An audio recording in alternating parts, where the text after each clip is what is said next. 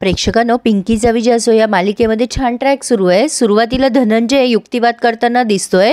धनंजय म्हणतोय, माझे आदरणीय वकील मित्र म्हणतात की पीडित मुलीच्या ड्रेसवर जे रक्ताचे डाग आहेत ते माझ्या अशिलांचे आहेत, पण यावरून हे सिद्ध होत नाही की डॉल्बी धोंडे पाटील त्या गुन्ह्याच्या ठिकाणी हजर होते। रक्ताचे डाग पीडित मुलीच्या ड्रेसवर कसे आले याची अनेक कारणे असू शकतात, पण डॉल्बीनेच तर सुरुवातीला सांगितलेत ना प्रेक्षकांनो की तो तिथे होता आणि हे दोघेही त्याच्याबरोबर होते। असो, पण आता मात्र हे खूप चिडतात रुद्र, कारण की हा धनंजय म्हणतो पोलिसांनी आधी तपासलं तेव्हा डाग नव्हते, मग नंतर कुठून आले। रुद्र त्याच्या अंगावर धावून जातो आणि म्हणतो, तुम्हाला काय म्हणायचंय, हे सगळं आम्ही मुद्दाम करतोय का। आता हे जज ओरडतात रुद्रवर। लगेच धनंजय म्हणतो, बाप रे, माझ्या वकील मित्रांना तर फारच राग आलाय माझा। नाही, पाणी वगैरे प्या वकील साहेब, माझ्या आदरणीय मित्रांना असं वाटतंय की केसचा निकाल काय लागणार आहे, म्हणूनच त्यांना जरा टेन्शन आलेलं दिसतंय। जज म्हणतात, कम टू द पॉइंट। आता हा धनंजय म्हणतो, ही केस माझ्या अशिलाला बदनाम करण्यासाठी आणि वैयक्तिक फायद्यासाठी करण्यात आलेली आहे। हा मोठा फास आहे, या तिघांनाही निर्दोष मुक्त करण्यात यावं एवढंच मी सांगू इच्छितो। आता कोर्टाने छोट्या मिनिटाचा ब्रेक दिला। ब्रेकमध्ये काही पत्रकार लोक बापू साहेबांना प्रश्न विचारतात, त्यावर बापूसाहेब उत्तर देतात की आमच्या मुलांनी काहीही केलेलं नाहीये। वकील साहेब, ही सगळी केस लढतायत, त्यामुळे तुम्हाला कळेलच की आमची मुलं निर्दोष आहे आणि मला तर ह्यामध्ये तिळमात्रही शंका नाहीये। रावते साहेबांनाही प्रश्न विचारतात की काय हो, डॉल्बी धोंडे पाटलांनी तर विरुद्ध स्टेटमेंट दिलंय। रावते त्यावर म्हणतो, मुलं लहान आहे, तो एकावर आळाला की दुसऱ्यावर ढकलायचं ही त्यांची प्रवृत्तीच असते, बाकी कोर्ट काय न्याय द्यायचा ते देईलच।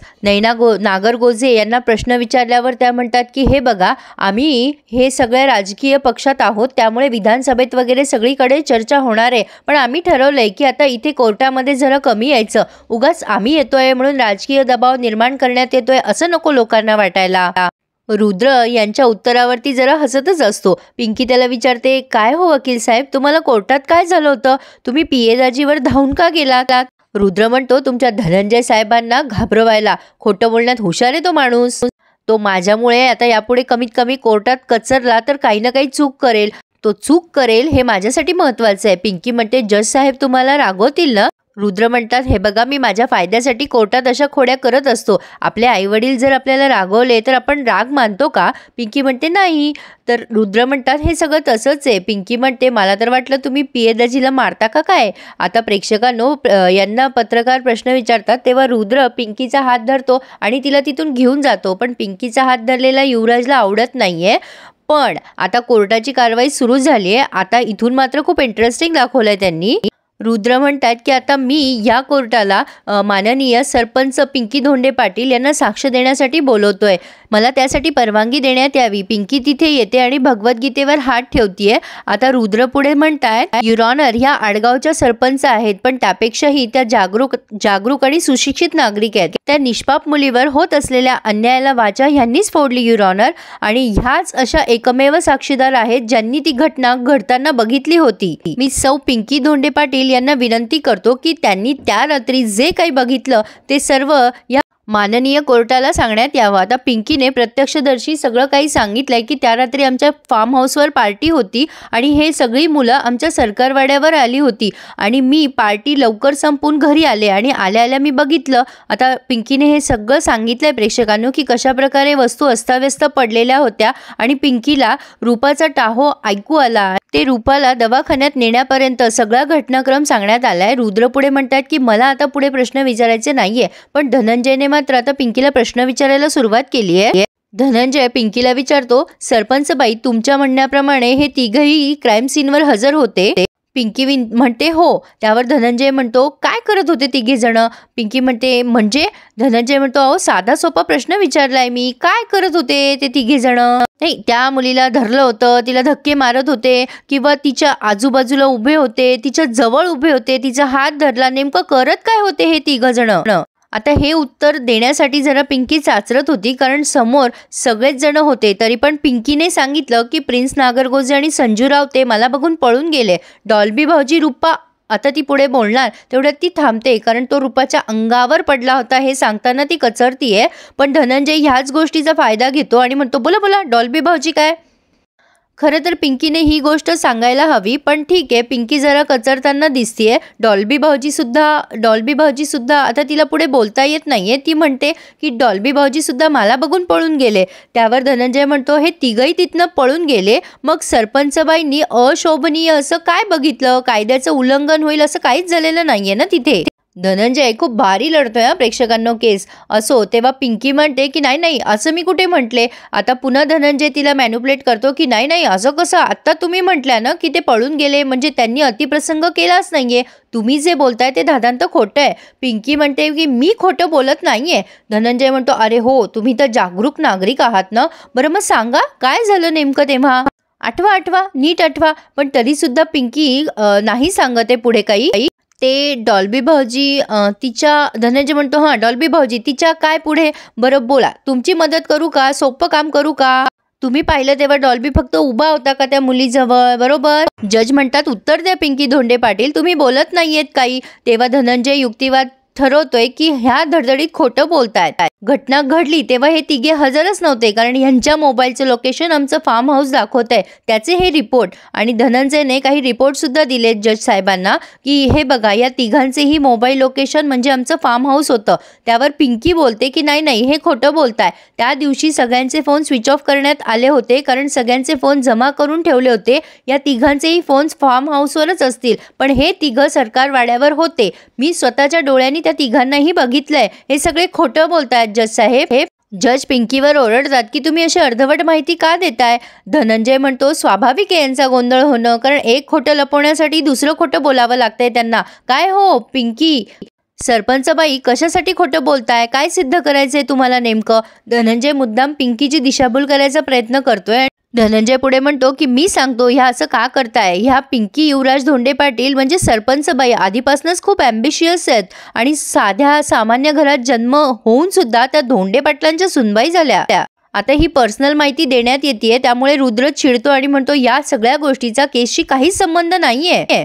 पण जज पुढे धनंजयला बोलायला सांगतायत. धनंजय म्हणतो की सुनबाई म्हणून ह्या घरी आल्या आणि लगेच सरपंच पद पण मिळवलं. सरपंच तर होत्याच, पण या गोष्टीवर त्यांना समाधान नव्हतं. जेव्हा गजराज धोंडे पाटील आमदार व्हायला लागले तेव्हा यांनाही वाटलं आपणही आमदार व्हावं, म्हणून बड्या नेत्यांना यांनी इम्प्रेस करायचा प्रयत्न केलाय.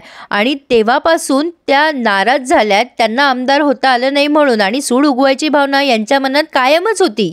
त्या दिवशी सरकारवाड्यावर घरी आल्या तेव्हा त्या मुलीवर ऑलरेडी अतिप्रसंग झालेला होता, पण पिंकी युवराज धोंडे पाटील यांनी प्लॅन आखला की त्यांना सूड आखायचा होता, म्हणूनच त्यांनी त्या मुलीवर अतिप्रसंग करणारे हे तिघे आहेत असं नाव पुढे केलं. वा वा सरपंचबाई वा, चांगली खेळी खेळलीत तुम्ही. पण राजकारणात हे असले डाव फसतात, तुम्हाला माहिती नसेल. वा काय खेळी खेळलात, अशी भाकड कथा रचून राजकारणात मोठं होता येत नाही. आता पिंकी चिडते आणि म्हणते हे सबशेल खोटं आहे. हे तिन्ही मुलं सरकार वाड्यातच होती, हेच खरं आहे. मी स्वतःच्या डोळ्याने त्या तिघांनाही पाहिलं. हे सगळे खोटं बोलताय, हे सगळे खोटारडे आहेत.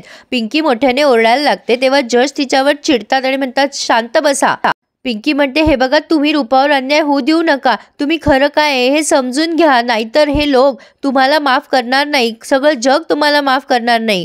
युवराजला पिंकीची दशा पाहून खूपच कसं तरी होत असतं. आता हे रुद्र तिला शांत करायला जातात की शांत व्हा सरपंचबाई. पिंकी म्हणते नाही मी नाही शांत होऊ शकत, मी खोटं नाही सहन करू शकत, मी खरं काय आहे ना ते ओरडून ओरडून सांगीन. ही समधी माणसं खोटारडी आहेत, खोटारडी माणसं आहेत, सगळं खोटं बोलतात. रूपावर अतिप्रसंग यांनीच केलाय.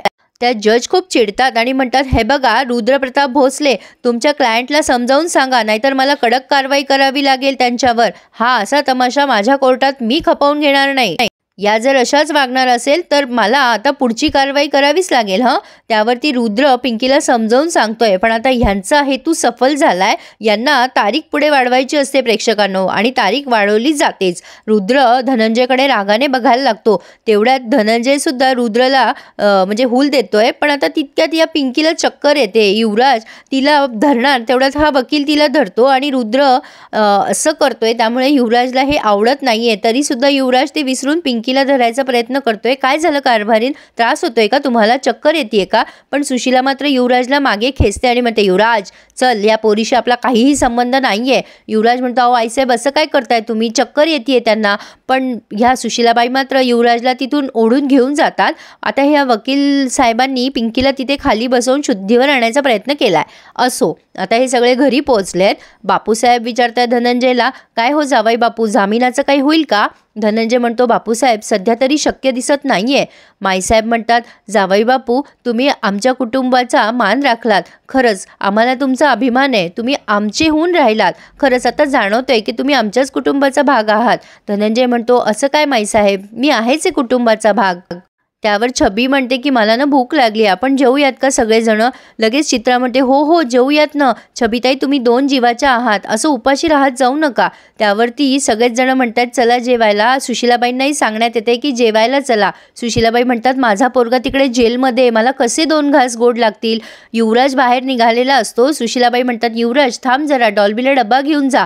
युवराज जाणार हो म्हणतो युवराज, पण धनंजय म्हणतो असं करू नका, आपल्याला सारखं सारखं डॉल्बीला भेटता येणार नाही, नाहीतर या केसला वेगळंच वळण लागेल. युवराज तू जाऊ नकोस. आता बापूसाहेब चिडतात आणि म्हणतात असं कसं भेटू देणार नाही ते लोक, तो धोंडे पाटलांचा मुलगा आहे, मी मॅनेज करून घेईल. युवराज तू जा डबा घेऊन. धनंजय म्हणतो बरं थांबा, मी वकील आहे तर मला कदाचित अडवणार नाही ते, मी येतो, मला तसंही डॉल्बीशी जरा बोलायचं आहे. युवराज म्हणतो दाजी तुम्हाला जायचंच आहे ना, मग तुम्हीच घेऊन जा ना आईसाहेबांना सोबत, आईसाहेबांचीही भेट होईल डॉल्बीशी, तसंही मला कारभारणीला भेटायला जायचं आहे. हे ऐकल्यानंतर सुशीलाबाईंचा लगेच इगो हर्ट झालाय. त्या विचार करतात जा जा, तुला कारभारणीला भेटायला जायचंय ना जा. तशी त्या वकिलाशी लगट करत असेल ते बघून तुझे डोळे तृप्त होतील असं म्हणतायत त्या म्हणजे मनामध्ये. तर इथे हा रिव्ह्यू पूर्ण झालाय प्रेक्षकांनो. पुढे आपण बघतोय की हे सगळे दवाखान्यात गेले म्हणजे पिंकी आणि रुद्र. डॉक्टर म्हणतात की काहीतरी मिसिंग आहे, कारण हा रिपोर्ट जेव्हा तपासणीसाठी गेला DNA रिपोर्ट तेव्हा आम्हालाही कळलं नाही केव्हा गेला कसा गेला. आता हा जो बाळू म्हणून आहे तिथं वॉर्ड बॉय, तो ह्या सगळ्यांचं बोलणं ऐकतोय. याची कुणकुण पिंकीला लागते आणि ती त्याला शोधायला बाहेर पडते. आता हा रुद्र पिंकीला सांगतोय आपल्याला पुढच्या तारखेपर्यंत काही ना काही प्रूफ लागेल, नाहीतर आपण कोर्टात काहीच सिद्ध करू शकणार नाही. आता हा जो प्रिन्स आहे ना प्रेक्षकांनो, तो डॉल्बीचा जीव घ्यायचा प्रयत्न करतोय की तू आमच्या विरुद्ध साक्ष दिलीच कसं काय. तर आता हे सगळे चक्र वेगळ्याच पद्धतीने फिरायला सुरुवात झालेली आहे. पण पिंकीत कदाचित त्या वॉर्ड बॉयचं मन बदलू शकेल किंवा डॉल्बीचं, असा माझा अंदाज आहे. तुम्हाला काय वाटतं की या केसला वेगळी दिशा मिळू शकेल का, रूपाला न्याय मिळू शकेल का? मला नक्की कमेंट करून कळवा. आणि माझा रिव्ह्यू आवडत असल्यास प्लीज प्लीज प्लीज चॅनलला सबस्क्राईब करायला विसरू नका. धन्यवाद.